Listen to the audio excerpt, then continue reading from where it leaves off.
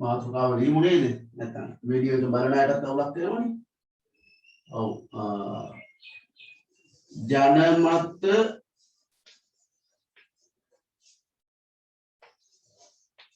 විචාරණ සහ කැන්ටන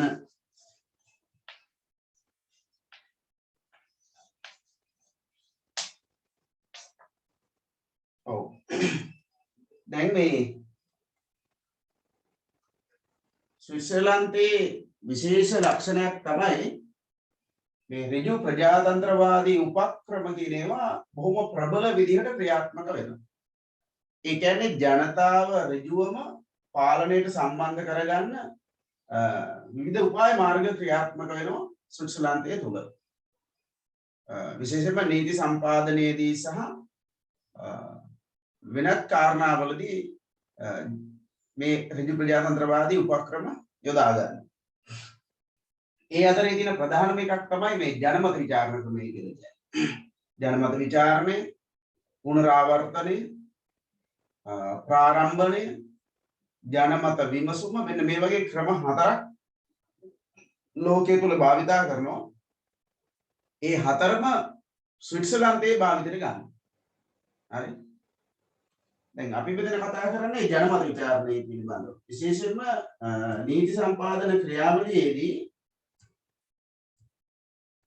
නීති සම්පාදන ක්‍රියාවලියේදී ජනතාවගේ ඍජු සහභාගීත්වය ලබා ගැනීම තමයි මෙතෙන්දී බලාපොරොත්තු වෙන්නේ පුතේ. හරි. ඒ කියන්නේ විශේෂයෙන්ම මේ ස්විට්සර්ලන්තයේ තුල ජනමත විචාරණ ක්‍රම දෙආකාරයකට ජනමත විචාරණ කැඳවන්න පුළුවන්. එකක් තමයි ආණ්ඩුව විසින් ජනමත විචාරණ කැඳවනවා. තවත් ක්‍රමයක් තියෙනවා ජනතාවට ජනමත විචාරණ ඉල්ලා සිටින්න පුළුවන්. ඡන්දදායකයන්ගෙන් ලක්ෂයක අත්සන් සහිතව ඉස්සර නම් 50000යි කියලා තිබුණේ. දැන් නම් ලක්ෂයක් වෙනවා. මේ ජනගහනයේ වර්ධනයත් එක්ක සංඛ්‍යාව ටිකක් වැඩි කරලා තියෙනවා.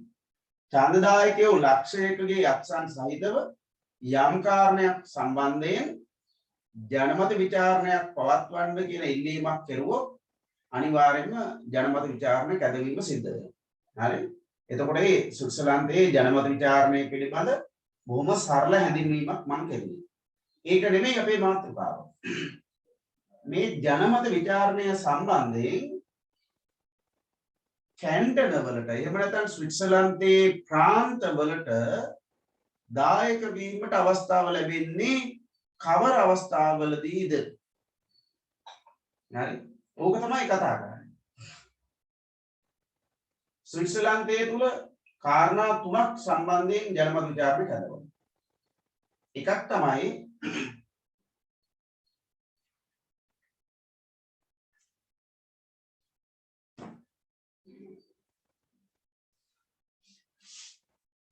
සාමාන්‍ය නීති පැනවීමේදී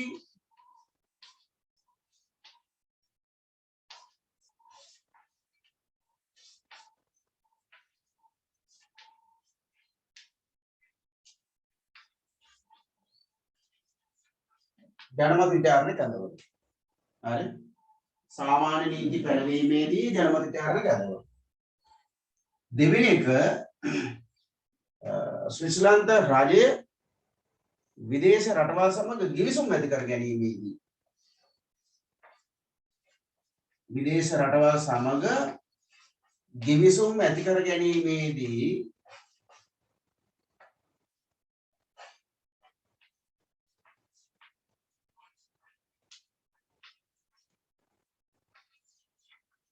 ජනමත විචාරණ කරනවා. තුන්වෙනි එක ආණ්ඩු ක්‍රම ව්‍යවස්ථාව සංශෝධනය කිරීමේදී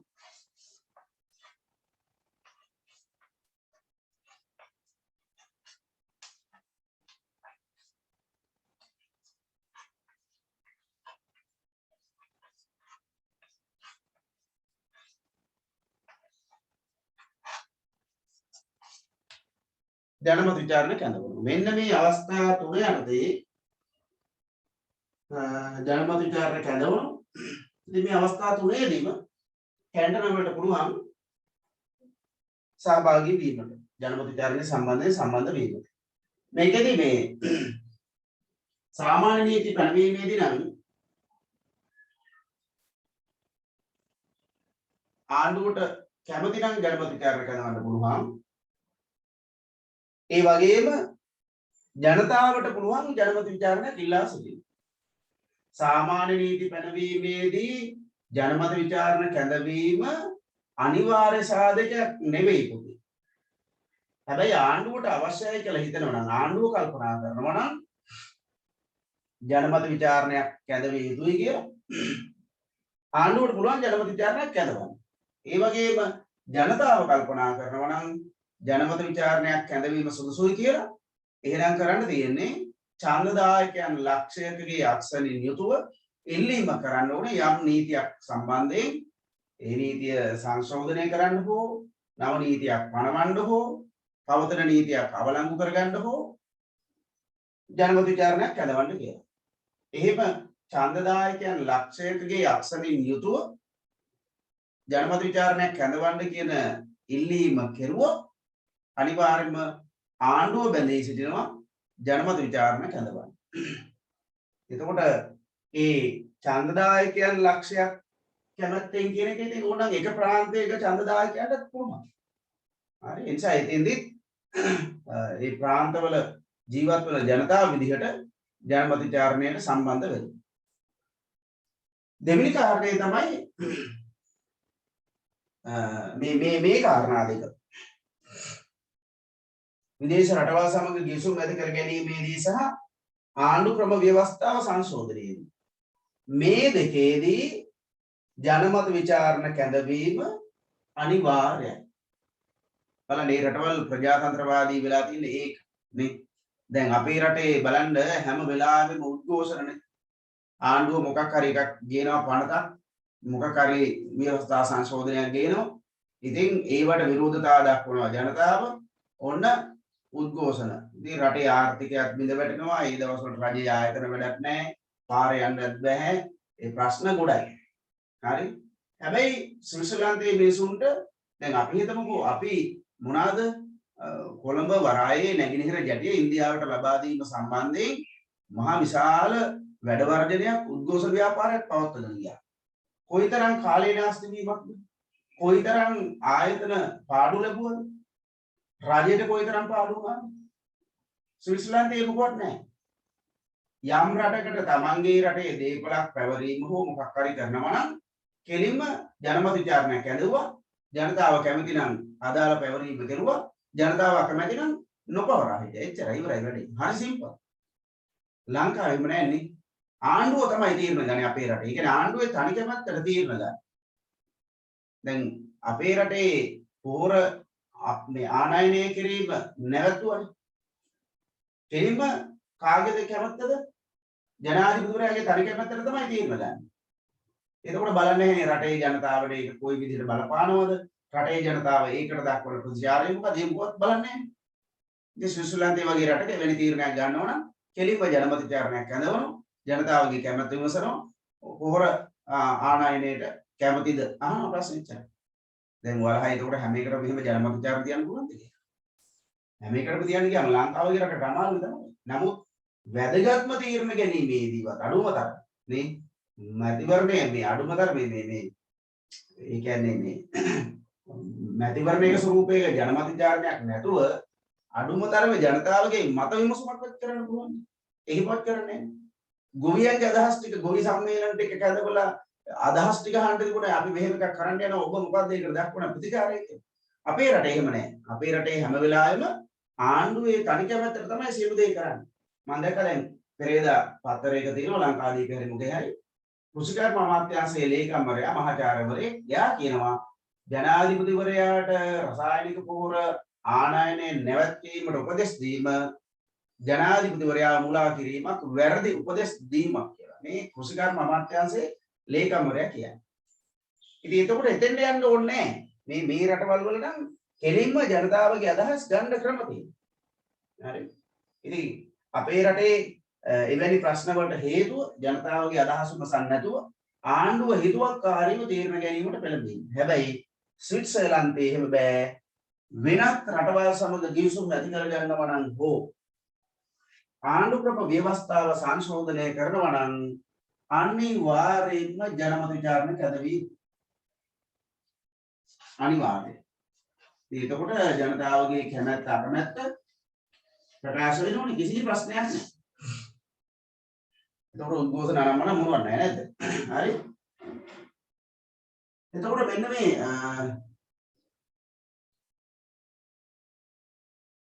මේ අනිවාර්ය ජනමත විචාරණය. ඒ කියන්නේ ගිවිසුමක් ඇති කර ගැනීමේදී හෝ ආණ්ඩු ක්‍රම ව්‍යවස්ථාව සංශෝධනය කිරීමේදී ජනමත විචාරණයක් අනුමත වෙන්න නම් පූර්ණ කැන්ටන 20න් පූර්ණ කැන්ටන 20ක් තියෙනවා 11ක් එකඟ වෙන්න ඕනේ. හරි 11ක් කැමති වෙන්න ඕනේ. ඒ විතරක් බෑ. රටේ සමස්ත ජනගහනයෙන් 50% අදාළ සංශෝධනයට හෝ අදාළ ගිවිසුමට පක්ෂ වෙන්න ඕනේ. පූර්ණ කැන්ටන 20න් 11ක් එකඟ වෙන්නත් ඕනේ. රටේ සමස්ත ජනගහනයෙන් 50% එකඟ වෙන්නත් ඕනේ.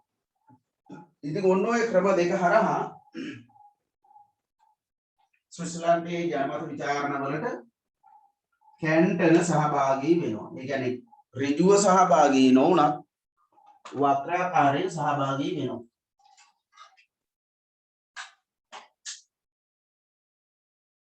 හරි එහෙමනම් අපි ලියමු ඒ කියන්නේ.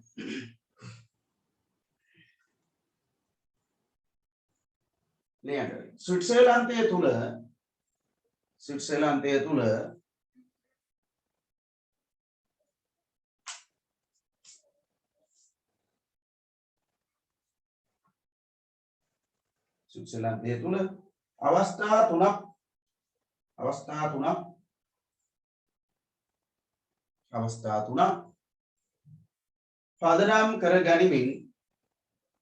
අවස්ථා තුනක් පදනම් කර ගනිමින්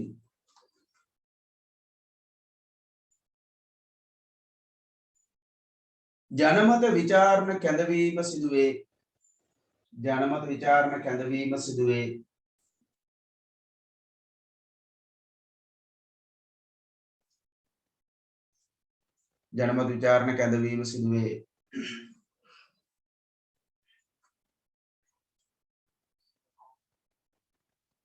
ලියන්න පුතේ පළවෙනි අවස්ථාව සාමාන්‍ය නීති පැනවීමේදී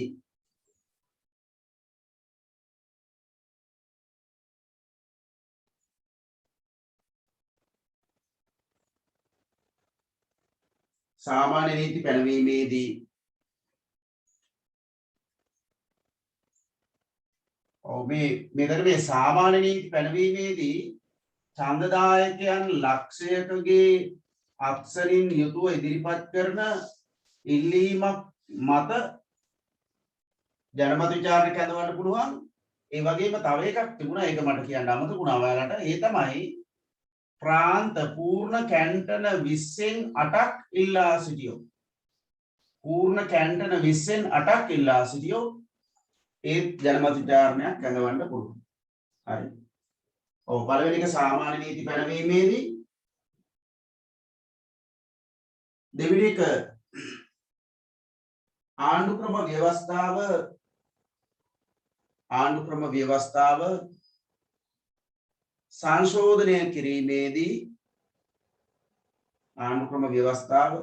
සංශෝධනය කිරීමේදී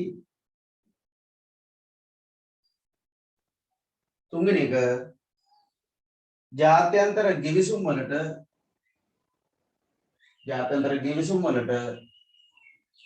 එළඹීමේදී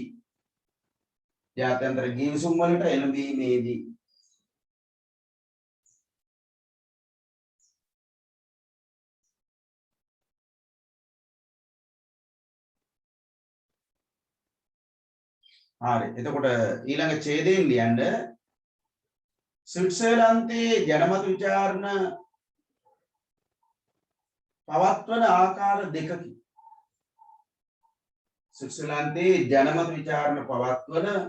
ආකාර දෙකකි.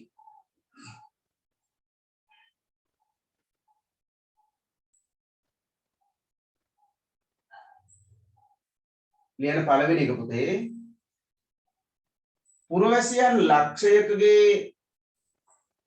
පුරවැසියන් ලක්ෂයකගේ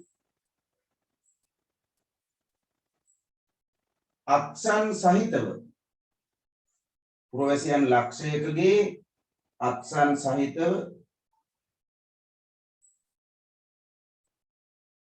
හෝ අත්සන් සහිතව හෝ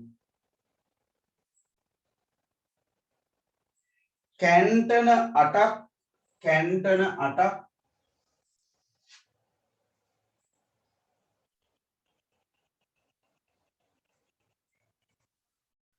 ඉල්ලා සිටින්නේ නම් කැන්ටන 8ක් ඉල්ලා සිටින්නේ නම්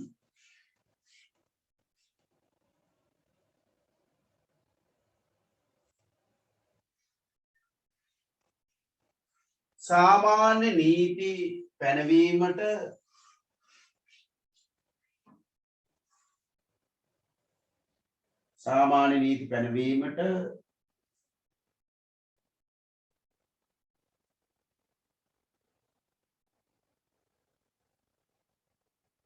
ජනමත විචාරණ කැඳවිය යුතුය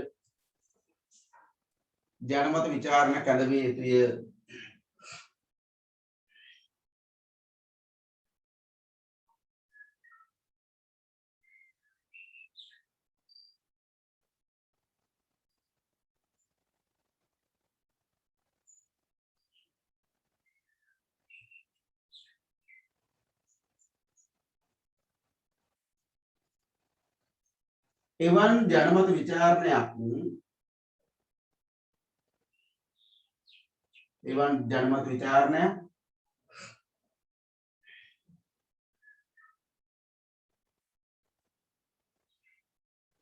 රටේ ඡන්දදායකයන්ගෙන් බහුතරයක් විසින්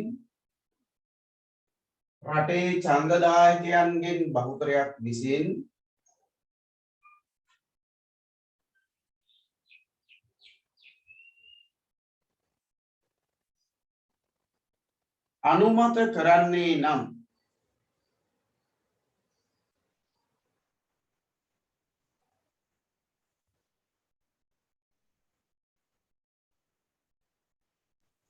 එවන් ජනමත විචාරණයක් කියන තැන ඉඳන් කියන්න. එවන් ජනමත විචාරණයක් රටේ ඡන්දදායකයන්ගෙන් බහුතරයක්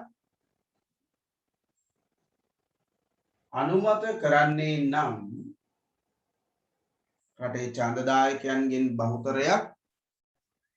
කරන්නේ නම් අදාළ නීති යෝජනාව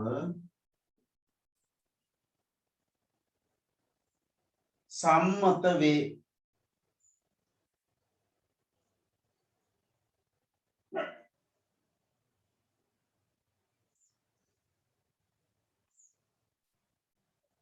දෙවෙනි එක ලියන්න.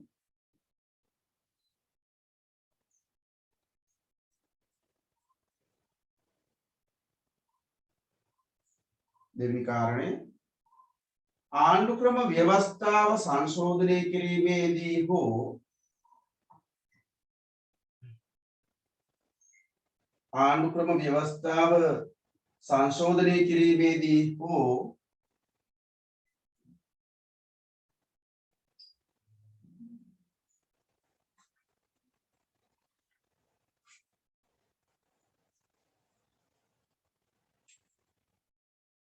ජාත්‍යන්තර ගිවිසුම් වලට එළඹීමේදී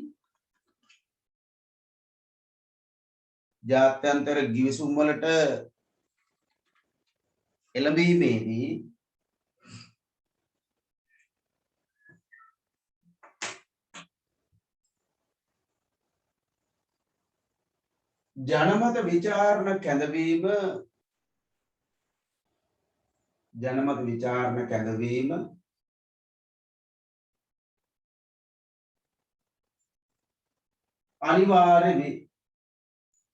අනිවාර්ය වේ.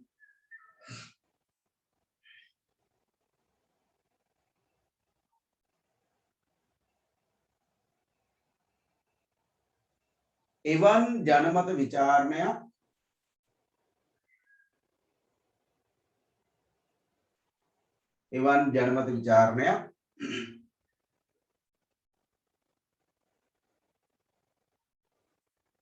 පූර්ණ කැන්ටන විසින්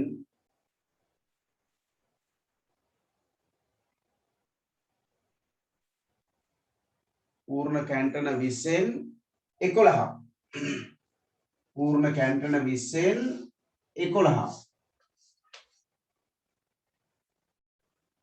සහ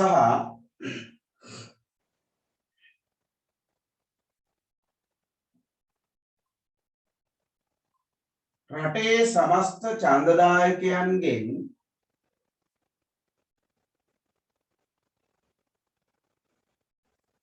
බහුතරයක් රටේ සමස්ත ඡන්දදායකයන්ගෙන් බහුතරයක්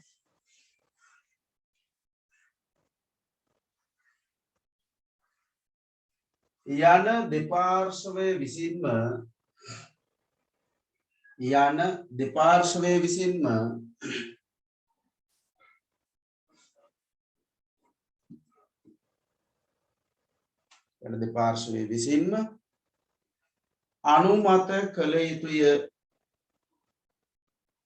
දෙපාර්ශ්වය විසින්ම අනුමත කළ යුතුය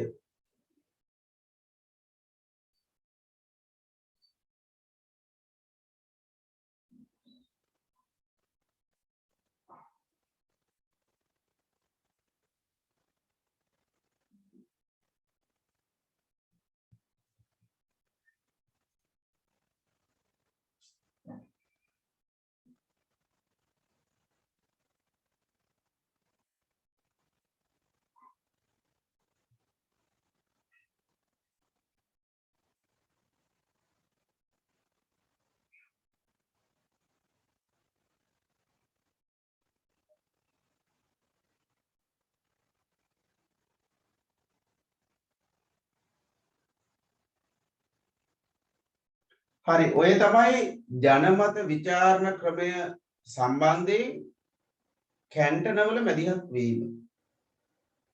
ඊළඟට අපි කතා කරනවා මේ ඔයාලට තිබේ ස්විට්සර්ලන්තය සම්බන්ධයෙන් ලියන ප්‍රශ්න මොනවද කියන එක ටිකක් අවිනිශ්චිතයි. එක්කෝ අහන්න පුළුවන් සමහර ලාවට ස්විට්සර්ලන්තයේ කැන්ටනවල සතු බලතල අඩු වෙලා එහෙම නැත්නම් මධ්‍යම ආණ්ඩුවේ බලය වැඩි වෙලා මේ සම්බන්ධ ප්‍රශ්නයක් අහන්න පුළුවන්. ඒක තවත් ආකාරයකට අහන්න පුළුවන් ස්විට්සර්ලන්තයේ සහසන්ධීය ක්‍රමය සංධීය ක්‍රමයක් බවට පරිවර්තනය වෙමින් පවතී වගේ ප්‍රශ්නයක් අහන්න පුළුවන්. ඉතින් මේ වගේ ප්‍රශ්න වලට උත්තර ලියනවට වඩා ඔයාලා අනිත් පාඩම් වලින් ප්‍රශ්න තෝරගන්නවා නම් වඩාත් හොඳයි. ඒ නිසා මේ රටවල් වලට අදාළව ඔයාලගේ පාඩම් කිරීම අර බහුවර්ණ ප්‍රශ්න වලට සහ කෙටි ප්‍රශ්න ව්‍යුහගත ප්‍රශ්න වලට පිළිතුරු සැපයීමට සීමා කරගත්තා නම් වඩා හොඳයි. හැබැයි ඔය නිරන්තරයෙන්ම අහන ප්‍රශ්න කීපයක් තියෙනවා. එකක් තමයි ඉන්දියාවේ ආණ්ඩු ක්‍රමයේ තිබෙන ඒකීය ලක්ෂණ ඒක අහන්න පුළුවන්. එහෙම නැත්නම් මේ ඉන්දියානු ආණ්ඩු ක්‍රමය අර්ධ සංධීය ආණ්ඩු ක්‍රමයකී කියන එක තහවුරු කරන්න වගේ ප්‍රශ්න අහන්න පුළුවන්. ඊළඟට බ්‍රිතාන්‍යයේ ආණ්ඩු ක්‍රමය ඒකීය ක්‍රමයක සිට සංධීය ක්‍රමයකට හෝ අර්ධ සංධීය ක්‍රමයකට පරිවර්තනය වීම පවතිනවාය කියලා අහන්න පුළුවන්. එහෙම නැත්නම් ලංකාව ඒකීය ක්‍රමයෙන් සංධීය හෝ අර්ධ සංධීය තත්ත්වයකට පරිවර්තනය වන ආණ්ඩු ක්‍රමයක් කියලා අහන්න පුළුවන්. ඒ වගේ ප්‍රශ්න આવොත් අපිට පිළිතුරක් ගොනු කරගන්න එක සාමාන්‍යයෙන් සාර්ථක පිළිතුරක් ලියන්න පුළුවන්. අර වගේ මේ දැන් නිශ්චිත මාතෘකාවකුත් නැහැ, දිගට ගලාගෙන යන මාතෘකාවකුත් නැහැ ස්විට්සර්ලන්තය සම්බන්ධයෙන්. ඒ හින්දා බොහෝ වෙලාවට ප්‍රශ්නයක් ඇහුවොත් මුළු සමස්ත මේ රටේම කාරණා අධිකරණය, කැන්ටන, එහෙම නැත්නම් මධ්‍යම ආණ්ඩුව මේ ඔක්කොම එකට එකතු කරගෙන අහන ප්‍රශ්නයක් බවට පත් වෙයි. ඒ නිසා ඒවට උත්තර ලියන්න එච්චරම යොමු වෙන්න එපා. මගේ නිර්දේශය හොඳේ. ඔයාලා කැමති නම් ලියන්න. මගේ නිර්දේශය ලකුණු ගන්න වැඩි ලකුණක් ගන්න තියෙන අවස්ථාවන් යම් ප්‍රමාණයකට මග හැරෙනවා. පිළිතුරු අවිනිශ්චිතයි. හරි අපි ලියමු ඊළඟ මාතෘකාව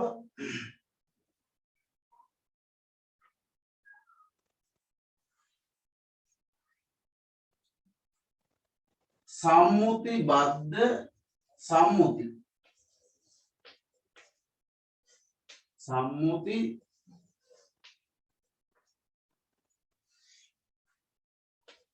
බද්ධ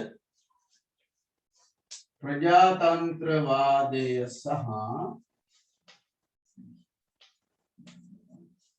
සම්මුතිබද්ධ ප්‍රජාතන්ත්‍රවාදය සහ කැන්ටන්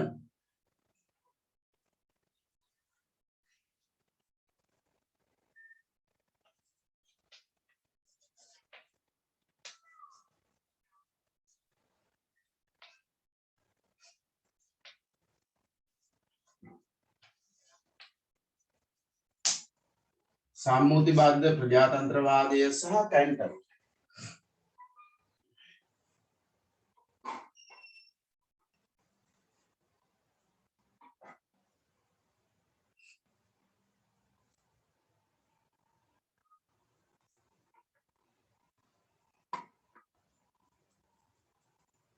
ඔව් මොකද්ද මේ සම්මුතිබද්ධ ප්‍රජාතන්ත්‍රවාදය කියලා කියන්නේ? දැන් මේක මේ අර ඉන්දියාවේ පංචායත් ක්‍රමය වගේ. ඉන්දියාවේ තිබුණනේ පංචායත් කියලා ක්‍රමයක්. ඒ කියන්නේ ඔය ලංකාවේ ප්‍රාදේශීය සභා වගේ කුඩා ග්‍රාමීය පාලන ඒකකයක් තියෙනවා. ඒ ග්‍රාමීය පාලන ඒකකයේ තුල ඉන්නවා ඒ ගමේ ඉන්න ප්‍රභූ කණ්ඩායම් ප්‍රභූ පිරිස එක එක කුලවලට අයිති අය. ඒගොල්ලෝ තමයි ඒකේ නියෝජිතයන් බවට පත් වෙන්නේ. විවිධ කුල නියෝජනය කරන අය ඉන්නවා. එතකොට මේ හැමෝම එක තැනකට එකතු වෙලා සාකච්ඡා කරලා ඒ අය විසින් ගන්නා වූ තීරණය තමයි ගමේ ක්‍රියාත්මක වෙන්නේ. අදාළ බල ප්‍රදේශයේ ක්‍රියාත්මක වෙන්නේ. නීති බවට පත් වෙන්නේ ඒවා, දඬුවම් ක්‍රම බවට පත් වෙන්නේ ඒවා. මේ අධිකරණයක් පංචායත්, ව්‍යවස්ථායකයත් පංචායත්, විධායකයත් පංචායත් ඔය විදිහට ක්‍රියාත්මක වෙනවා. බොහොම සම්මුතිකාමීව සාකච්ඡා මාර්ගයෙන් තීරණ ගැනීම තමයි එතෙන්දී සිද්ධ වෙන්නේ. දැන් මේ ස්විට්සර්ලන්තයේ තියෙන්නේ එවැනි සම්මුතිබද්ධ ප්‍රජාතන්ත්‍රවාද. ඒ කියන්නේ මම අර ඉස්සරලා කිව්වනේ අපේ රටේ සම්මුතිබද්ධ ප්‍රජාතන්ත්‍රවාදය කියන එක ඇත්තේම නැහැ. ඒ කියන්නේ තීරණ ගැනීමේ ක්‍රියාවලියට මහ ජනතාවගේ පොදු එකඟත්වය ඇති වෙන්නේ නැහැ බොහෝ දුරට. අපි කරන්නේ මැතිවරණයකදී ආණ්ඩුවක් තෝරාපත් කරගන්න එක විතරයි. එතනින් එහාට ආණ්ඩුව කරන කිසිම දෙයකට අපිට බලපෑම් කිරීමේ හැකියාවක් නැහැ. බලපෑම් කරනවා ඉතින් ඔය නොයෙකුත් කණ්ඩායම් හදාගෙන. නමුත් සමහර වෙලාවට මේ බලපෑම නොසලකා හැරලා ආණ්ඩුව තීරණ ගන්නවනේ සමහර වෙලාවට. නීතිමය වළංගුතාවයක් නැහැ ඒක. හැබැයි මේ ස්විට්සර්ලන්තයේ ක්‍රමය තමයි ස්විට්සර්ලන්තයේ හැම වෙලාවෙම තීරණ ගැනීමේ ක්‍රියාවලියට මේ විවිධ පාර්ශ්වයන්ගේ එකමුතුවක් තියෙනවා. මේ හැම පාර්ශ්වයක්ම එකට එකතු වෙලා සාකච්ඡා මාර්ගයෙන් තමයි තීරණ ගන්නේ. දැන් උදාහරණයක් විදිහට ගත්තොත් එම නීති පැනවීම කියන කාරණේ. නීති පැනවීමේදී ආණ්ඩු පක්ෂය විතරක් නෙවෙයි සම්බන්ධ වෙන්නේ. නීති පැනවීමේදී රටේ තිබෙන සියලුම දේශපාලන පක්ෂවල සම්බන්ධ වීමක් තියෙනවා. බලපෑම් කණ්ඩායම් වල සම්බන්ධ වීමක් තියෙනවා. කැන්ටන වල සම්බන්ධ වීමක් තියෙනවා. අර කොමියුන කියලා පළාත් පාලන ආයතන විශේෂයක් කිව්වේ ඒවත් සම්බන්ධ වෙනවා. එතකොට මේ ආණ්ඩු පක්ෂය, අනිකුත් දේශපාලන පක්ෂ, බලපෑම් කණ්ඩායම්, ඊළඟට මොනවද කැන්ටන, කොමියුන මේ ඔක්කොම එකට එකතු වෙලා සාකච්ඡා මාර්ගයෙන් ගන්නා වූ තීරණ මත තමයි ස්විට්සර්ලන්තයේ නීති සම්පාදනය වෙන්නේ. ඒ නිසා ඒ ආකාරයට සාකච්ඡා මාර්ගයෙන් ගන්නා වූ තීරණ මත නිර්මාණය වන නීති අතිශයින්ම ජනතාවගේ අවනත භාවයට හේතු වෙනවා. ඒ කියන්නේ ඒවන් නීති වලට ජනතාව පැහැදිලිවම අවනත වෙනවා. ඒවට කිසිම විරෝධතාවයක් දක්වන්නේ නැහැ. ඒ නිසා ස්විට්සර්ලන්තයේ වගේ රටවල් වල උද්ඝෝෂණ සිද්ධ වෙන්නේ නැහැ. ඒවා ඊටාම අවමයි. නැත්තටම නැති තරම්. උද්ඝෝෂණ කියලා සිද්ධ වෙන්නේ නැහැ. දැන් ස්විට්සර්ලන්තයේ මේ ඇමරිකාවේම පහුගිය කාලේ යම් ප්‍රමාණයකට තිබුණානේ ජනාධිපතිවරයාට විරෝධතා අනම්මනම් තිබුණානේ. ස්විට්සර්ලන්තයේ එවැනි කිසිම ආකාරයක විරෝධතාවයක් කවර අවස්ථාවකදීවත් දකින්න ලැබෙන්නේ නැහැ. මොකද හේතුව රටේ පාලනය ජනතාවගේ කැමැත්තට පිටස්තරව කිසිම අවස්ථාවකදී සිද්ධ වෙන්නේ නැහැ. ඒ නිසා ඇත්තට මේ රටේ තියෙන ප්‍රජාතන්ත්‍රවාදය බොහොම සම්මුතිකාමීව සිද්ධ වෙන. සියලු පාර්ශ්වයන්ගේ එකතුවෙන් සාකච්ඡා මාර්ගයෙන් සම්මුතියෙන් ක්‍රියාත්මක වන ප්‍රජාතන්ත්‍රවාදයක් තමයි මේ රටේ තියෙන්නේ. හරි එතකොට ඔය එක අවස්ථාවක් සම්මුතිබද්ධ ප්‍රජාතන්ත්‍රවාදයට උදාහරණ දෙන්නවා. නීති සම්පාදන ක්‍රියාවලිය. ඒ විතරක් නෙමෙයි මේ ශ්‍රීලංකාවේ විධායකයේ නිර්මාණය වෙලා තියෙන්නේ මේ සම්මුතිබද්ධ ප්‍රජාතන්ත්‍රවාදයට ගැලපෙන විදිහට. දැන් අපේ රටේ නම් විධායකය ජනාධිපති අගමැති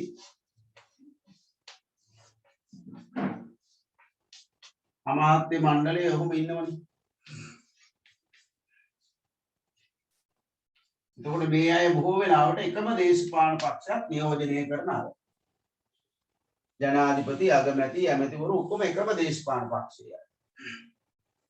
ඉන්දියාව වගේ රටක් ගත්තොත් එම අගමැති ප්‍රමුඛ කැබිනට් මණ්ඩලය තමයි විධායකයේ බවට පත් වෙන්නේ.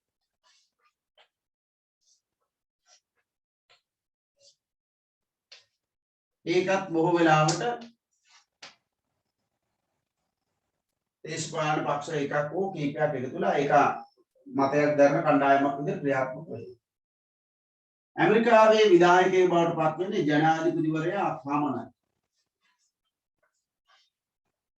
එයා යම් පක්ෂයක් නියෝජනය කරනවා. හැබැයි එයා බොහෝ දුරට පක්ෂයෙන් ස්වාධීන වූ තනි පුද්ගලයෙක් විදිහටයි ක්‍රියාත්මක වෙන්නේ. එතකොට මේ හැම රටකම යම්කිසි පක්ෂග්‍රාහී ආණ්ඩුවක් තමයි තියෙන්නේ. ස්විට්සර්ලන්තයේ විශේෂත්වය මොකක්ද? දැන් මේ රටවල විශේෂත්වය තව එකක් තියෙනවා. බලන්න. තනි පුද්ගලයෙකුගේ නායකත්වයක් තියෙනවා. ලංකාවේ නම් ජනාධිපති, ඉන්දියාවේ නම් අගමැති, ඇමරිකාවේ නම් ජනාධිපති. මේ කොතෙන්ද ගියත් ඉස්මතු වෙන තනි පුද්ගලයෙක් ඉන්නේ.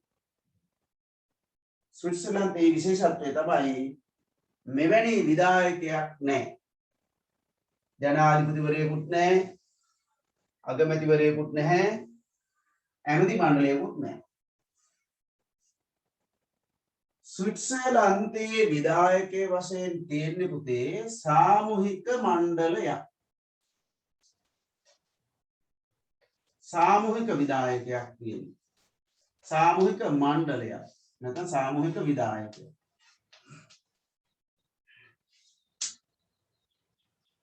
ඒකට කියනවා සංධීය කවුන්සිලය කියලා. හරි සංධීය කවුන්සිලය කියලා කියන්නේ. මේකේ ඉන්නවා 7 දෙනෙක්. මේකේ ඉන්නවා 7 දෙනෙක්. මේ 7 දෙනාව තෝරගෙන තියෙන්නේ දේශපාලන පක්ෂ කීපයක් නියෝජනය වෙන ආකාරය. පාර්ලිමේන්තුව නියෝජනය කරන ප්‍රධානම දේශපාලන පක්ෂ අතරින් මේ තෝරා ගැනීම සිද්ධ වෙලා තියෙනවා. ස්විට්සර්ලන්තයේ විශේෂත්වය තමයි කිසිම දේශපාලන පක්ෂයකට බහුතරයක් ගන්න බෑ. ඒ මොකද හේතුව රටේ ජනගහනය ගත්තොත් උපරිම එක් ජනවර්ගයක උපරිම ප්‍රමාණය 128ක් වගේ මට මතක හිටියි. 128ක්ද 24ද මම 128 24 121 19 ඔය වගේ ජන අනුපාතයෙන් විවිධ ජන වර්ග ඉන්නවා ස්විට්සර්ලන්තේ. ඒ නිසා කවදාකවත් තනි දේශපාලන පක්ෂයකින් සමන්විත ආණ්ඩුවක් ඒ රටේ පවත්වාගෙන යන්න බෑ. ඒ නිසා ආණ්ඩු ක්‍රමය නිර්මාණය කිරීමේදී විධායකය සකස් කරලා තියෙන්නේ මේ හැම ප්‍රධාන දේශපාලන පක්ෂයක්ම නියෝජනය වන ආකාරයට. දැන් එතකොට සම්මුති බද්ධයිනේ. එක දේශපාලන පක්ෂයක් නෙමෙයිනේ විධායක වශයෙන් ක්‍රියාත්මක වෙන්නේ. දේශපාලන පක්ෂ කිහිපයක්. ඒ කිහිපයෙන් තෝරගත්ත 7 දෙනෙක් ඉන්නවා. ඒ 7 දෙනා විධායකයක් වශයෙන් ක්‍රියාත්මක වෙනවා. මෙතන ප්‍රධානියෙක් ඉන්නවා. එයාට කියන්නේ සභාපති කියලා. එයාට කිසිම විශේෂ බලයක් නැහැ. තව විශේෂත්වයක් තියෙනවා. මේ සාමූහික විධායකයේ නිල කාලය අවුරුදු 4යි. මේ අවුරුදු 4න් යම් පුද්ගලයෙකුට මේ සභාපති ධූරය දරන්න පුළුවන් එක අවුරුද්දක් පමණයි. ඔන්න බලන්න නිර්මාණය වෙන හැටි. 7 දෙනෙක් ඉන්නවා. නිල කාලේ අවුරුදු 4යි.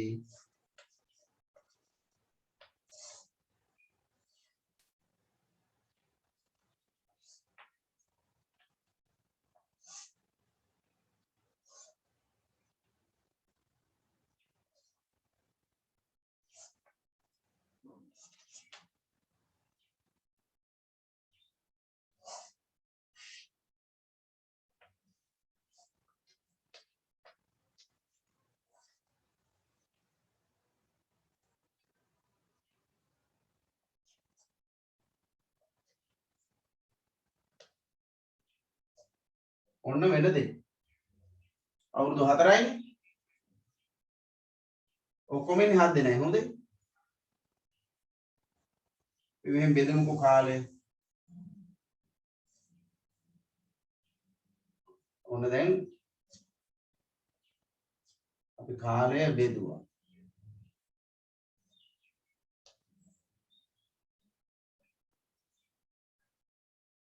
හරිද? 1යි අවුරුදු 2යි අවුරුදු 3යි අවුරුදු 4යි. 7 දෙනාගෙන් එක්කෙනෙක්ව සභාපති ධූරයට පත් කරනවා. එයා තමයි ඉතින් ඔය රාජ්‍ය උත්සව වලට මේ ජාත්‍යන්තර උත්සව වල සහභාගී වෙනවා නම් රට නියෝජනය කරන්නා බවට පත් වෙන්නේ. ඒ හැර වෙන විශේෂ කිසිම වරප්‍රසාදයක් නැහැ. එතකොට එයාට ඉන්න පුළුවන් මේ සභාපති ධූරයේ උපරිම එක අවුරුද්දයි. හරි? එක අවුරුද්දයි ඉන්න පුළුවන්. මේකට උපසභාපති කෙනෙකුත් ඉන්නවා. අර 7 දෙනා අතරින් සභාපති කෙනෙකුත් පත් කරනවා. උපසභාපති කෙනෙකුත් පත් කරනවා. දැන් සභාපතිවරයාගේ අවුරුද්දක කාලය ඉවර වුණාම ඊළඟට සභාපති ධූරයට පත් වෙන්නේ ඉස්සරලා හිටපු උපසභාපතිවරයා. එතන උපසභාපතිවරයා පළමු වතාවේදී සභාපති කෙනෙක්ව පත් කරනවා. උපසභාපති කෙනෙකුත් පත් කරනවා. එතනින් පස්සේ දිගටම සිද්ධ වෙන්නේ උපසභාපති පත් කිරීම පමණයි. මොකද අර ඉස්සරලා අවුරුද්දේ හිටපු උපසභාපතිවරයා නිල වශයෙන්ම අනිවාර්යයෙන්ම සභාපති ධූරයට පත් වෙනවා. මේ විදිහට මේ 7 දෙනාගෙන් 4 දෙනෙක් සභාපති ධූරය දරනවා අවුරුදු 4ක්. එතරයි විධායකයේ නිල කාලය. ඒතකොට කිසිම ආකාරයකින් විශේෂ බලයක් හිමි වෙන්නේ නැහැ. ඒ නිසා මේ ලංකාවේ හරි ඉන්දියාව හරි ඇමරිකාව වගේ සුවිශේෂී විධායකයා ජනතා අවධානයට ලක් වෙන විධායකයා ස්විට්සර්ලන්තයේ හඳුනගන්න ලැබෙන්නේ නැහැ. මේ 7 දෙනෙක් විසින් තමයි මේ පාලනය මෙහෙයවන්නේ. ඒ නිසා අපි ඒක හඳුන්වන්නේ සාමූහික විධායකයක් කියලා. 7 දෙනෙක් ඉන්නේ. 7 දෙනාව තෝරගන්නේ විවිධ දේශපාලන පක්ෂ නියෝජනය වෙන විදිහට. ඒ 7 දෙනා රටේ විධායක කටයුතු බාරව ඉන්නවා. රටේ විධායක කටයුතු අමාත්‍යාංශ 7කට බෙදලා තියෙනවා. හරි? අමාත්‍යාංශ 7කට බෙදලා තිනවා. එතකොට මේ අමාත්‍යාංශ 7 බාරව කටයුතු කරන්නේ මේ සාමූහික විධායකයන් ඉන්න 7 දෙනා. ඕක තමයි ස්විට්සර්ලන්තයේ දෙවෙනි කාරණය මේ සාමූහිකබද්ධ ප්‍රජාතන්ත්‍රවාදයට ගැලපෙන. ඇයි 7 දෙනෙක් සාමූහිකව විධායක කටයුතු මෙහෙම එක්කෙනෙක් නෙවෙයි. අපි ලියමු මෙහෙම.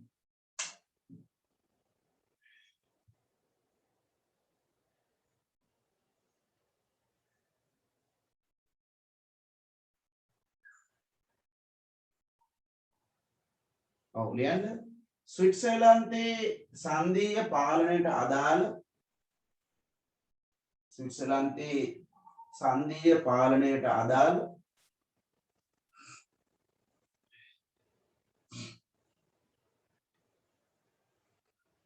විධිමත් ක්‍රමවලට අමතරව විධිමත් ක්‍රමවලට අමතරව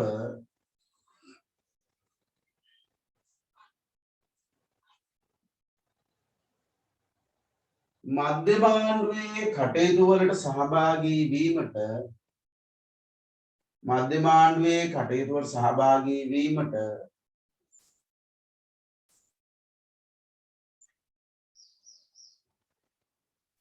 මධ්‍යමාණ්ඩුවේ කටයුතු වලට සහභාගී වීමට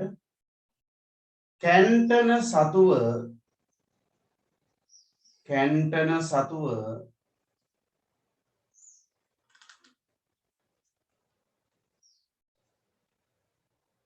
වෙනත් ක්‍රමද පවතී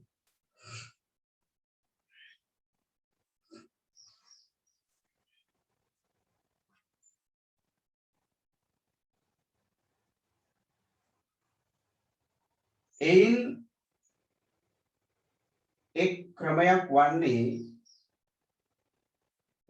එක් ක්‍රමයක් වන්නේ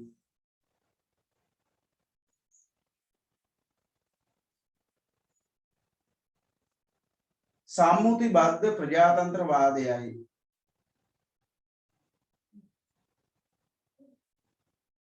සම්මුතිබද්ධ ප්‍රජාතන්ත්‍රවාදයයි.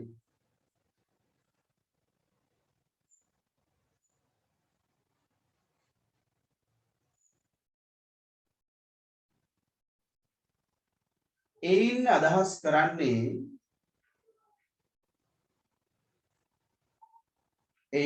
කරන්නේ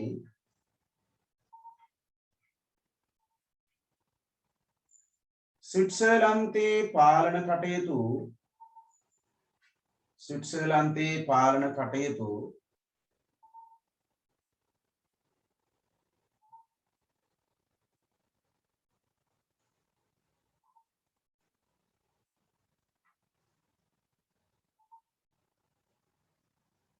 ආණ්ඩුවේ කැමැත්තට පමණක්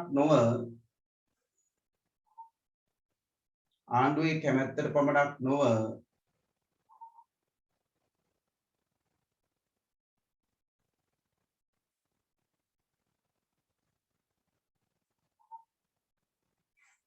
අනිකුත් පාර්ශ්වයන්ගේ කැමැත්තට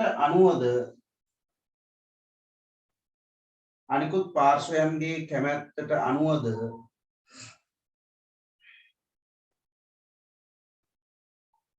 තීරණය වන බවයි.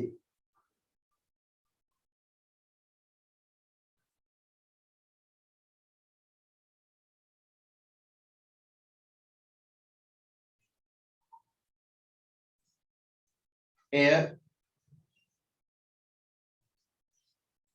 පහත අවස්ථා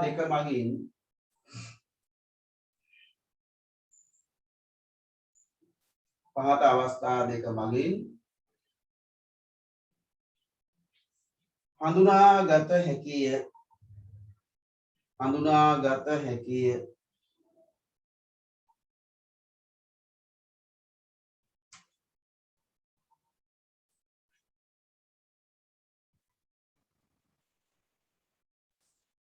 අපි අවස්ථා දෙකක් තියෙනවා කියලා කිව්වේ. පළවෙනි අවස්ථාවල යන්න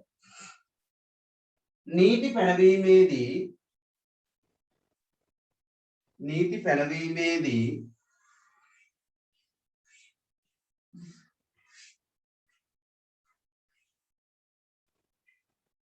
දේශපාලන පක්ෂ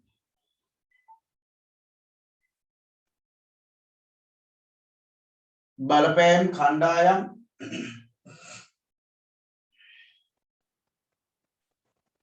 කැන්ටන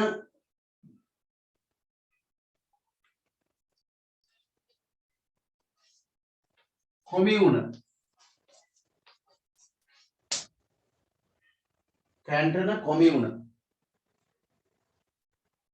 ආදී නොයෙකුත් කණ්ඩායම් එකට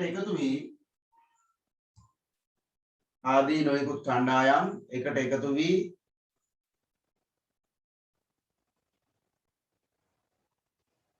සාකච්ඡා කර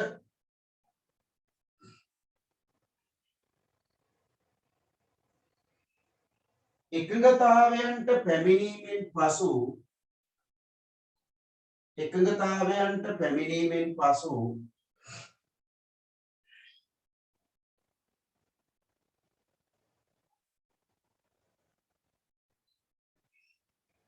නීති පනවනු ලැබේ. එකඟතාවයන්ට පැමිණීමෙන් පසු නීති පනවනු ලැබේ.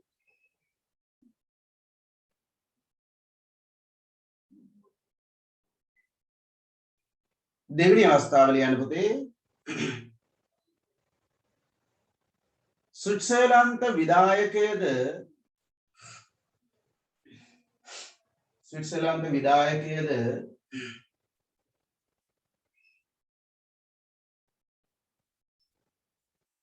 සම්මුතිබද්ධ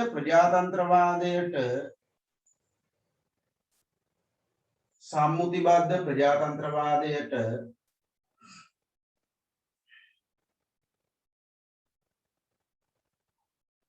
උදාහරණයකි.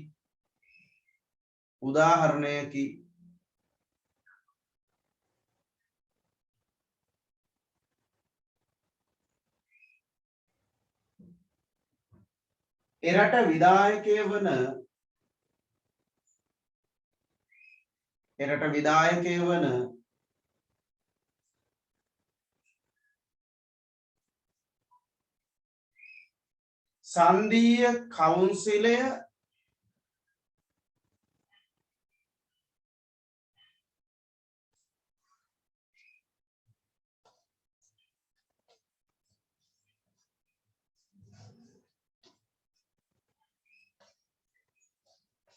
සංධීය කවුන්සිලය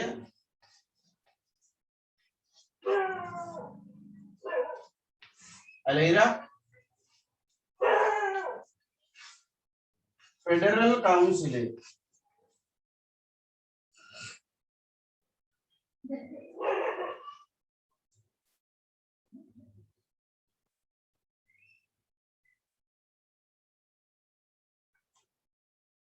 සංධීය කවුන්සිලය ඇරෙලා ෆෙඩරල් කවුන්සිලය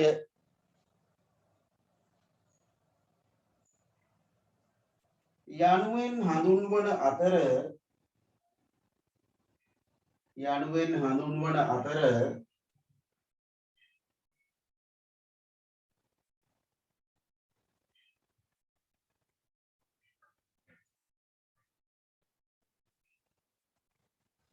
එය සමාජිකයන් 7 දෙනෙකුගෙන්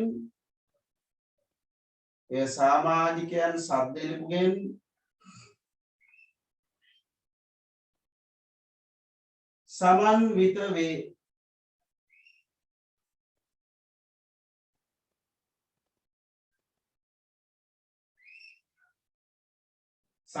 වේ. ඔවුන්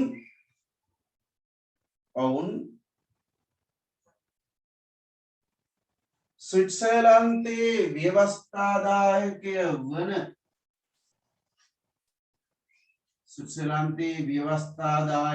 වන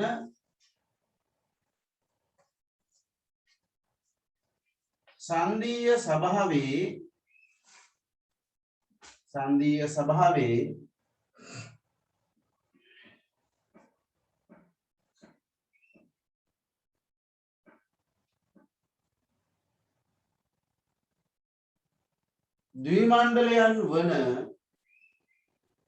ද්විමණ්ඩලයන් වන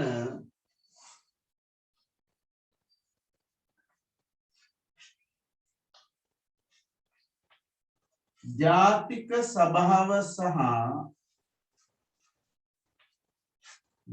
සභාව සහ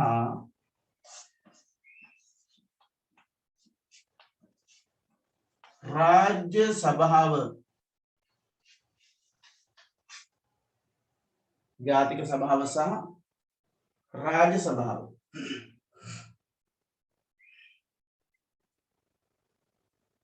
නියෝජනය වන ආකාරයෙන්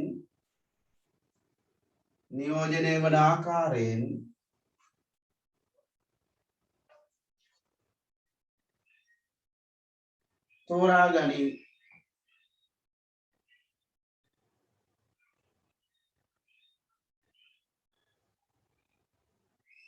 හරි ඔන්න පුතේ දැන් පටලව ගන්න එපා පොඩි නිකන් ළඟින් යන ගතියක් තියෙන එකක් තමයි මේ සංදීය කවුන්සිලය අනිත් එක සංදීය සභාව.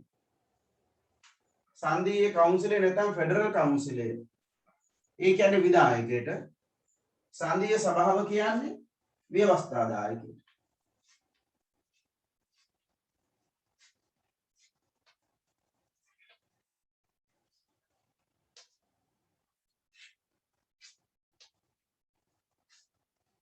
ස්විට්සර්ලන්තයේ ව්‍යවස්ථාදායකයේ ද්විමාණ්ඩලිකයි.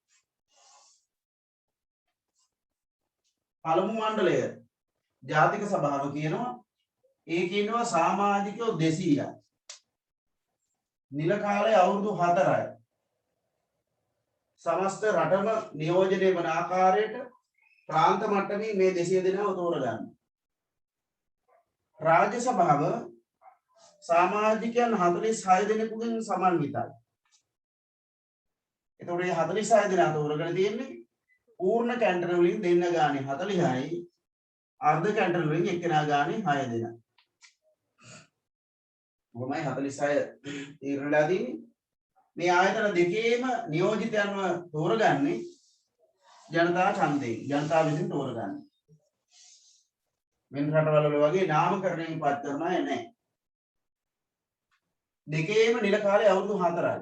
රාජ්‍ය සභාවේ නිල කාලයත් අවුරුදු 4යි. ජාතික සභාවේ නිල කාලයත් අවුරුදු 4යි. එහෙනම් පොදුවේ අපි කියනවා සංදීය සභාවේ නිල කාලය අවුරුදු 4යි. එතකොට මෙන්න මේ සංදීය සභාවේ ඉන්න 200යි 46යි 246යි ඔක්කොම මේ 246 දෙනා තෝරගෙන තියෙන විවිධ දේශපාලන පක්ෂ වලින් අන්න ඒ 246 දෙනා අතරින් තමයි මේ සංදීය කවුන්සිලයේ 7 දෙනාව තෝරගෙන තියෙන්නේ.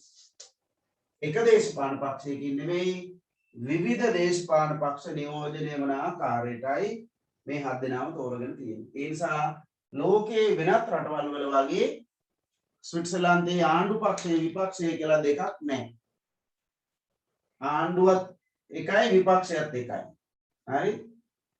ඉතින් බලන්න සුවිශේෂයි ස්විට්සර්ලන්තය ඊටාම ඉහළ ප්‍රජාතන්ත්‍රවාදී රටක් බවට පත් වෙන්න ප්‍රධානම හේතුව ඒ රටේ ආණ්ඩු ක්‍රමය නිර්මාණය කරලා තියෙන ආකාරය. ඒ කවුද දන්නේ බොහොම ඊටාම හොඳ බුද්ධිමත් පුද්ගලයෙක් හෝ කණ්ඩායමක් තමයි මේ ව්‍යවස්ථාව නිර්මාණය කරලා තියෙන්නේ. මොකද වෙන රටවල වල ආණ්ඩු පක්ෂයේ විපක්ෂය ගහ ගන්නකොට ස්විට්සර්ලන්තයේ ආණ්ඩුවක් හෝ විපක්ෂයක් කියලා වෙන් වෙච්ච කණ්ඩායමක් නැහැ. මේ දේශපාලන පක්ෂයක් කිහිපයක් එකට එකතු වෙලා තමයි ආණ්ඩුව නිර්මාණය වෙලා තියෙන්නේ. ඒ නිසා හොඳ ප්‍රතිපත්ති ඉදිරියට අරගෙන යනවා. නරක ප්‍රතිපත්ති තියෙනවා නම් ඒව අනිවාර්යයෙන්ම ප්‍රතික්ෂේප වෙනවා. ඒක තමයි ස්විට්සර්ලන්තයේ ක්‍රමය. අර එස් මහින්ද හාමුදුරුවෝ වගේ කතාවක් තමයි අපිට දැන් කියන්න පුළුවන් නේද? අනේ කුඹියනේ තොපටත් රජෙක් ඉන්නේ නේද? කුඹියන්ටත් රජෙක් ඉන්නවා අපිට තමයි රජෙක් නෑ. රජවරු නම් ඕනේ. හරි හොඳ කල්පනාකරුවෙක් නේද? එහෙම කෙනෙක් හිටියනම් හොඳයි. රජවරු ගන්න කියලා මේ ඔක්කොම වෙලා තියෙන්නේ. අපි රජවරු ගන්න කියලා තියෙන්නේ. ලෝකේ රජවරු ප්‍රතික්ෂේප කරනකොට අපි රජවරු මොහ වෙනවා. හරි ඔව් අපි ලිව්වා යනුවෙන් හඳුන්වාතර ඒ සමාජීය හදලු සමන්ත වේ ඔව් අර මේ සදායකේ මණ්ඩල දෙක නියෝජනය වෙන පරිදි තෝරාගන්න. ඒකට බලයන්ද රාජ්‍ය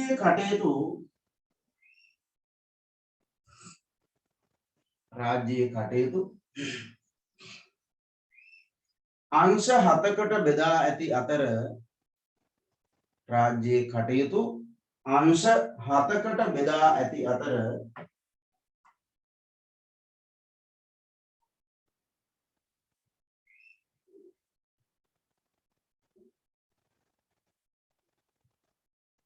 සංදීය කවුන්සිලයේ සමාජිකයන් 7 දෙනාට සංදීය කවුන්සිලයේ සමාජිකයන් 7 දෙනාට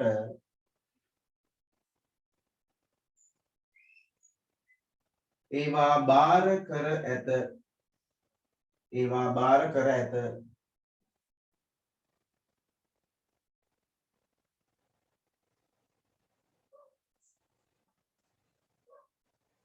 සංදීය කවුන්සිලේ නිල කාලය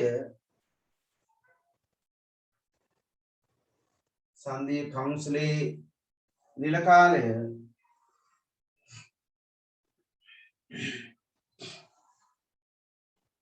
අවුරුදු 4කි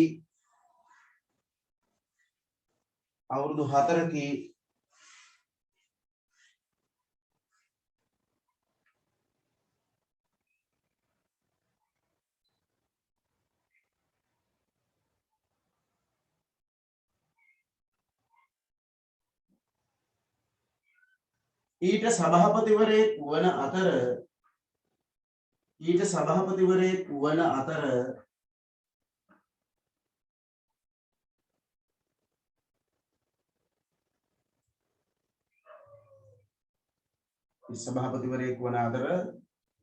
ඔහු එක් අවුරුද්දක් සඳහා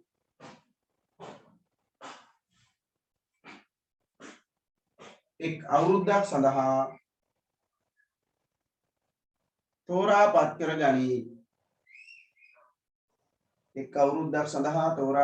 ගනී.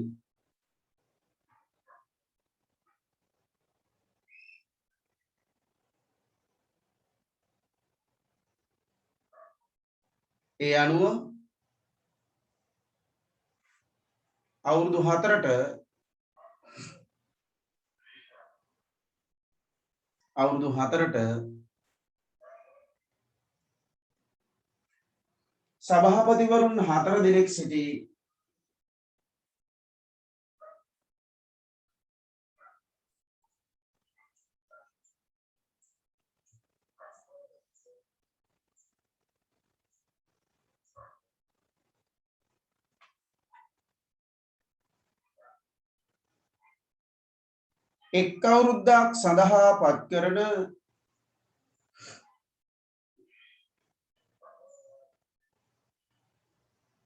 එක් අවුරුද්දක් සඳහා පත්කරන උපසභාපතිවරයෙකුද සිටින අතර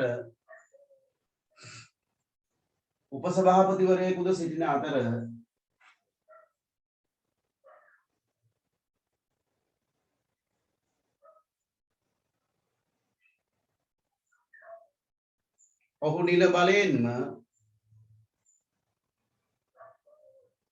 නිල බලයෙන්ම සභාපති ධූරයට පත් කරනු ලැබේ.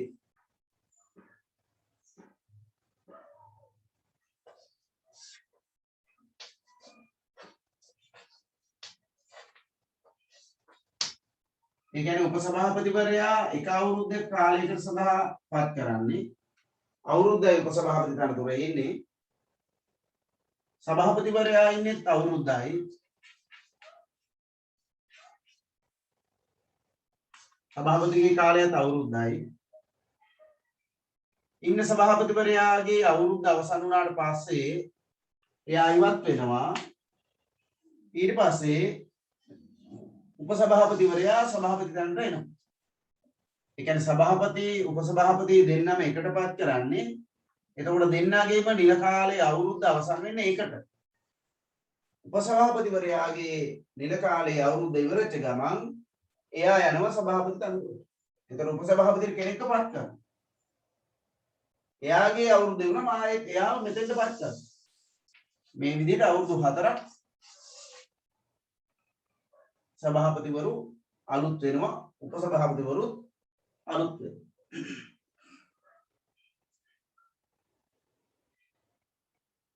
මේකට බලන්න තීරණ ගැනීමේදී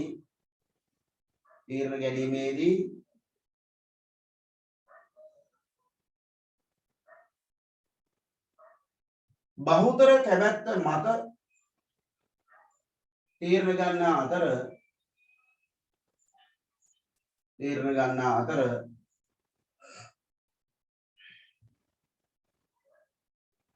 සමාජිකයන් 7 දෙනාටම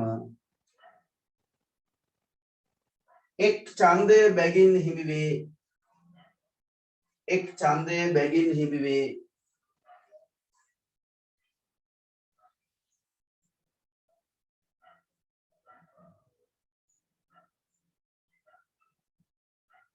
සභාපතිවරයාට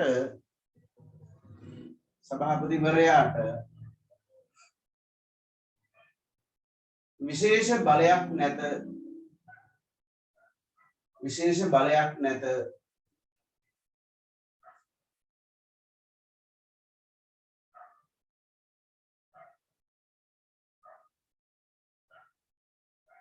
එබැවින් සෑම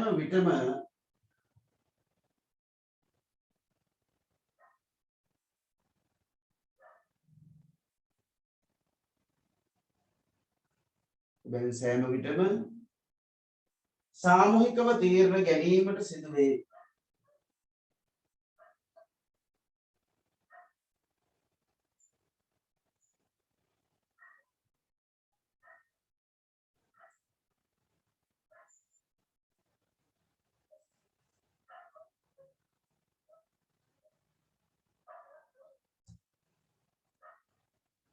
හරි. ඔන්න ඒ සම්මුතිබද්ධ ප්‍රජාතන්ත්‍රවාදයේ පිළිබඳ අදහස සාමූහිකව සම්මුතියෙන් තීරණ ගැනීමේ ක්‍රියාවලිය නේද? ඔව්. අපි කතා කරන අවසාන මාතෘකාව. ලියන්න ස්විට්සර්ලන්ත ෆෙඩරල් ක්‍රමය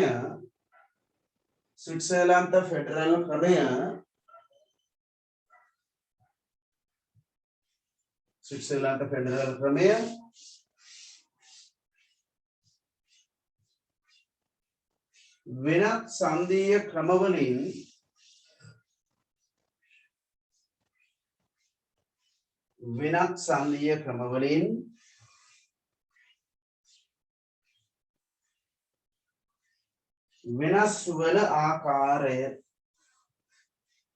සංදීය ක්‍රමවලින් වෙනස් වන ආකාරය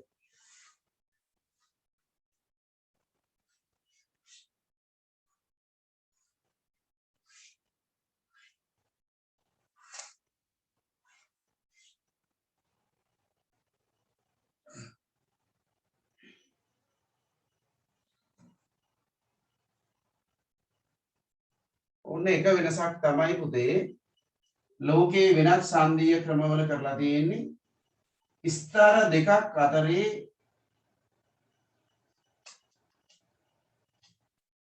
බලය බෙදා හැරීම. ඒ කියන්නේ මධ්‍යම ආණ්ඩුව සහ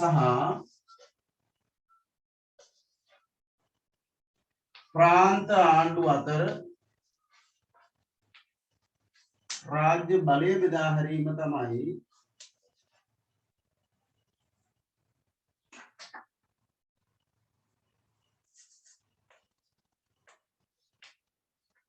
ලෝකේ වෙනත් රටවල සිද්ධ වෙලා තියෙන්නේ. හරි. හැබැයි ස්විට්සර්ලන්තයේ විශේෂත්වය තමයි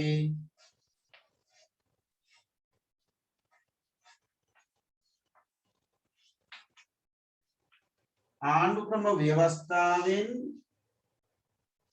ස්තර තුනක් වෙත බලය බෙදා හැරීම කරලා තියෙනවා.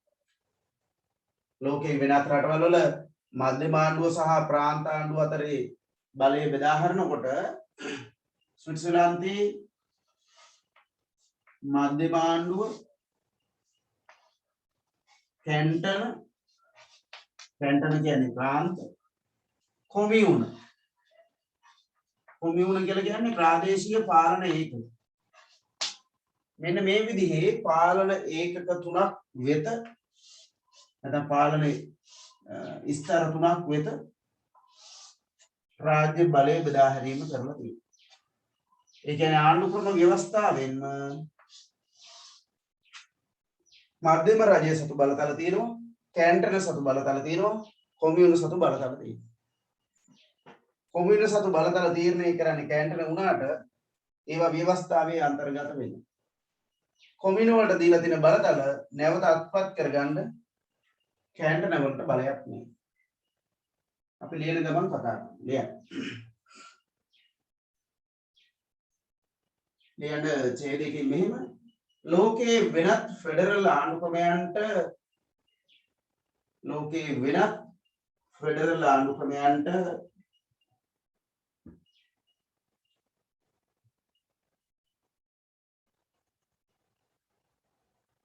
හාත්පසින්ම වෙනස් වූ ෆෙඩරල් ක්‍රමයක් හාත්පසින්ම වෙනස් වූ ෆෙඩරල් ක්‍රමයක්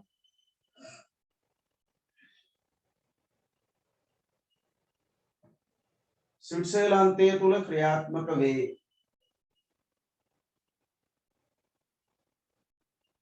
ස්විට්සර්ලන්තය තුළ ක්‍රියාත්මක වේ.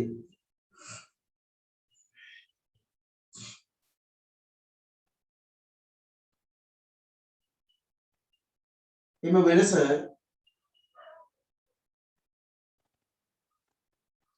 වෙනස මෙසේ දැක්විය හැකිය. එම වෙනස මෙසේ දැක්විය හැකිය.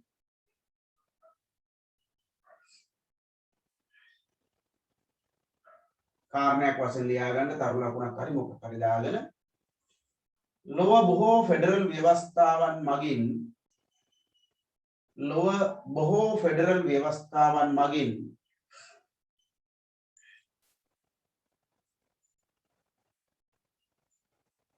මධ්‍යම ආණ්ඩුව සහ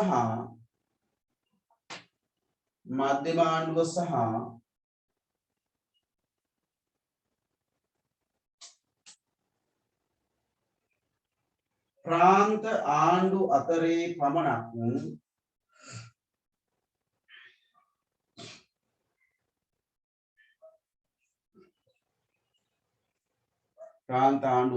පමණක්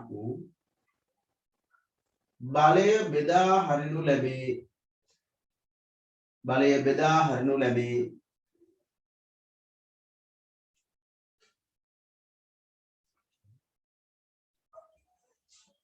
නමුත්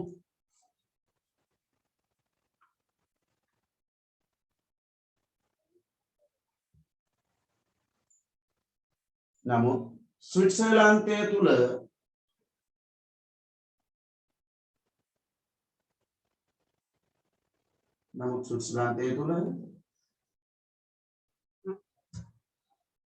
ආණ්ඩු ක්‍රම ව්‍යවස්ථාවෙන්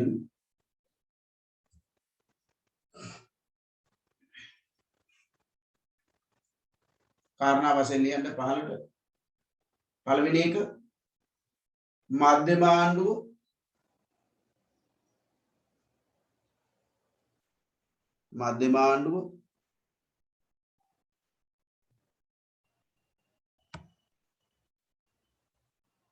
දෙවෙනි එක කැන්ටන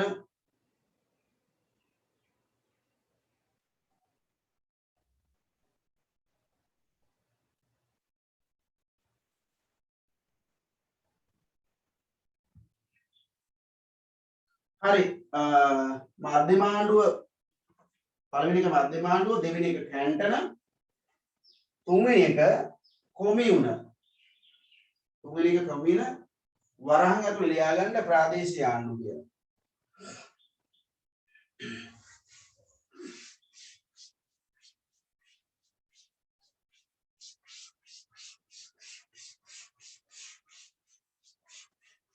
එතකොට ව්‍යවස්ථාවෙන් මේ කොටස් තුනට වෙන වෙනම බලතල පවරලා දීලා තියෙනවා.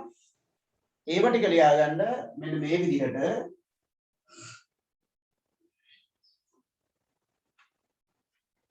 ආයෙත් තරු ලකුණක් දාලා ලියා ගන්න.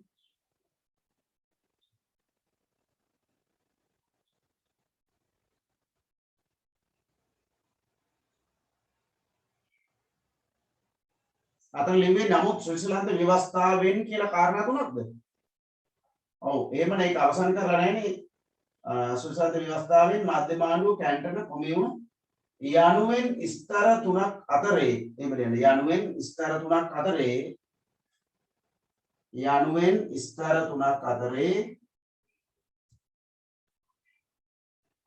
ස්වාධිපති බලය බෙදා හැර ඇත. යනුවෙන් ස්තර තුනක් අතරේ ස්වාධිපති බලය බෙදා හැර ඇත.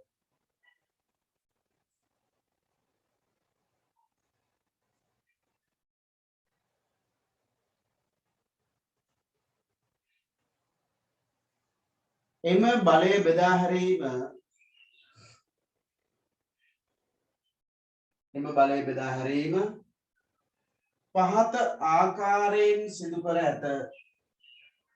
පහත ආකාරයෙන් සිදු කර ඇත.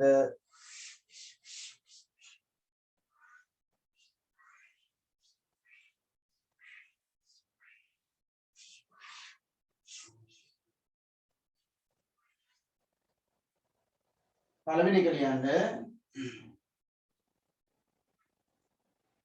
ජාතික වශයෙන් වැදගත් බලතල සියල්ල ජාතික වශයෙන් වැදගත් බලතල සියල්ල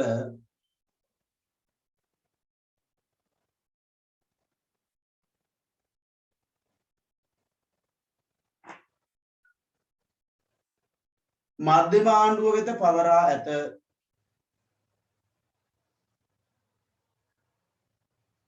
මධ්‍යම ආණ්ඩුව වෙත පවරා ඇත.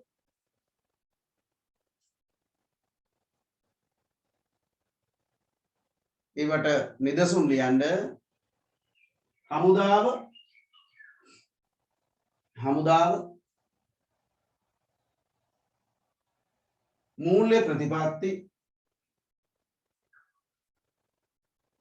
මූල්‍ය ප්‍රතිපත්ති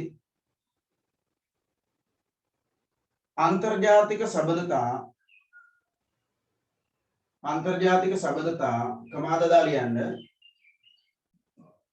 හමුදාව කමාවක්, මූල්‍ය ප්‍රතිපත්ති කමාවක්, අන්තර්ජාතික සබඳතා කමාවක්, බලශක්තිය කමාවක්, බලශක්තිය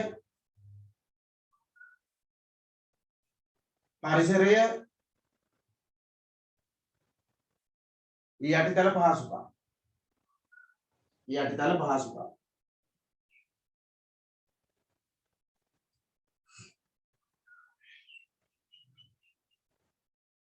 දෙවෙනි එක ලියන්න. කැන්ටනවල අනන්‍යතාවයන්ට අදාළ බලතල කැන්ටනවල අනන්‍යතාවයට අදාළ බලතල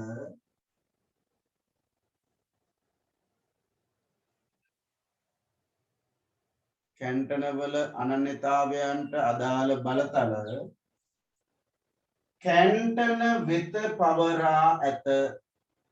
කැන්ටන වෙත පවරා ඇත.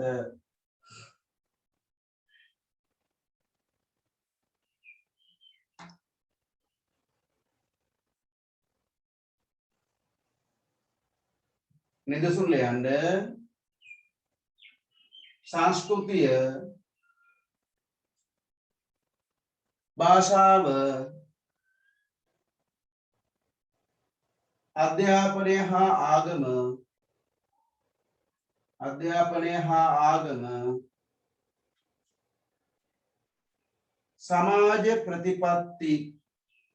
සමාජ ප්‍රතිපත්ති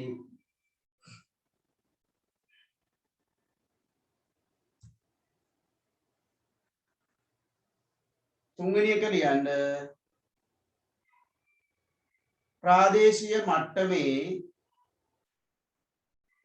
ප්‍රාදේශීය මට්ටමේ සේවාවන්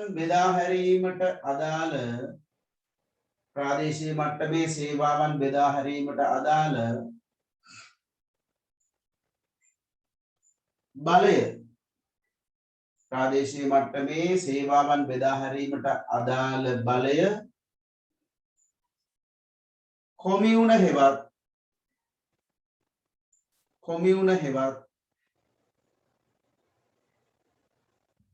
පළාත් පාලන ආයතන වෙත ලබා දී ඇත.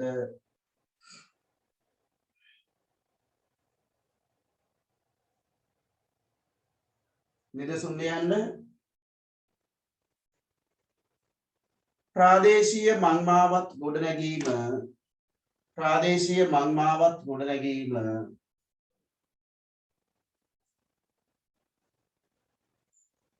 ගෑස් සහ ජල සැපයුම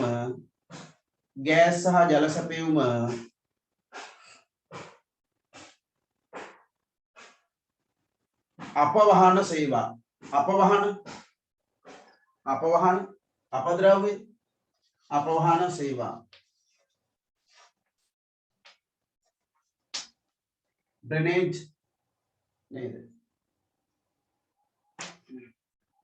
අපවහන සේවා. හරි. ඔන්න ඔය විදිහට තමයි පුතේ. ඔව්. ඇහුන්නේ නැද්ද? සර් කාරණා තුන කියන්නේ. ප්‍රාදේශීය මංමාවත් ගොඩනැගීම, ගෑස් සහ ජල සැපයුම, අපවහන සේවා.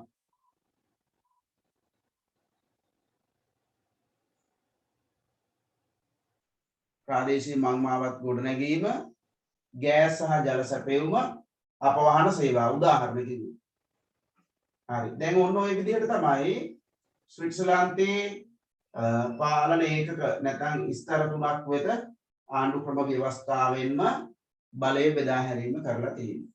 ඉතින් ඔන්න ඔතනින් අපි ස්විට්සර්ලන්ත ආණ්ඩු ක්‍රමය අවසන් කරනවා. හරි? අපිට එකයි තියෙන්නේ ප්‍රංශය පිළිබඳව. ඒක බොහොම කෙටියෙන් කතා කරන්න තියෙන්නේ. ඒත් ප්‍රංශය ගැන කතා කරපුවම මේ පාඩම ඉවර වෙනවා. මේක අර ආණ්ඩු ක්‍රම ආයතන වලට අදාළව chart එකක් තියෙනවා මම ඒක වලට දානවා. ඒක ඔයාලා print එකක් අරගෙන තියාගන්න. නිකන් short note එකක් තියෙනවා. හරි අපි එහෙමනම් එතනින් නවත්තනවාද? ඊළඟට ඉරිදා දවසේ ස්විට්සර්ලන්තයෙන් පටන් ගන්න. එහෙනම් හැමෝටම සුබ දවසක්. ආයුබෝවන්. ඉරිදා හමු. ආයුබෝවන් සර්.